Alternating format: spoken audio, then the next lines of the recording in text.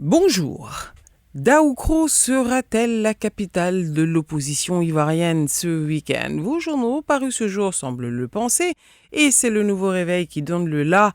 Les divergences de points de vue, écrit l'éditorialiste, ont ceci de particulier qu'elles permettent de mettre en évidence les principes et les valeurs de la partie adverse.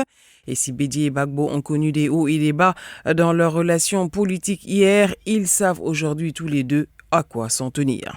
Et le journal de gager que leurs expériences précédentes sont aujourd'hui un avantage et devraient éviter tous ceux qui fâchent l'un comme l'autre. C'est ainsi, écrit mon confrère, que Laurent et Henri vont devoir aborder tous les sujets, y compris ceux qui ont un potentiel de fâchaison.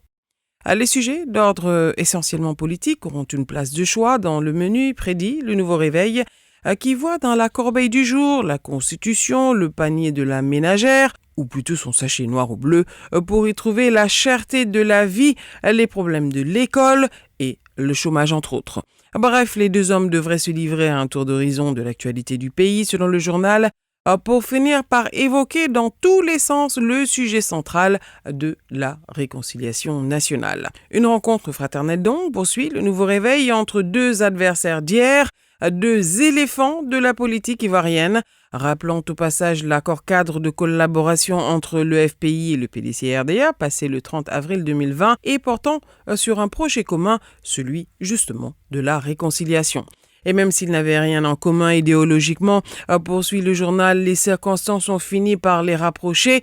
L'analyse est de Soir Info et les voici bien décidés à marcher main dans la main, faisant table rase du passé. Le journal de conclure que ces nouvelles retrouvailles pourraient bien être l'occasion de jeter les ponts d'une véritable alliance politique pour finaliser un plan commun contre le parti au pouvoir et répondre ainsi aux espérances promises aux militants du PDCI et du FPI GOR. Et à ce propos, voici que vos journaux se font les échos du secrétaire général et porte-parole du FPI qui interpelle le secrétaire du FPI tendance GOR, Gbagbo ou rien, lui rappelons que l'appellation président du FPI est consacrée par la loi, revient à Finguessan, avant de s'interroger, je cite, sur la finalité de cette provocation infantile dans un contexte où les Ivoiriens aspirent à la réconciliation nationale et à la cohésion sociale.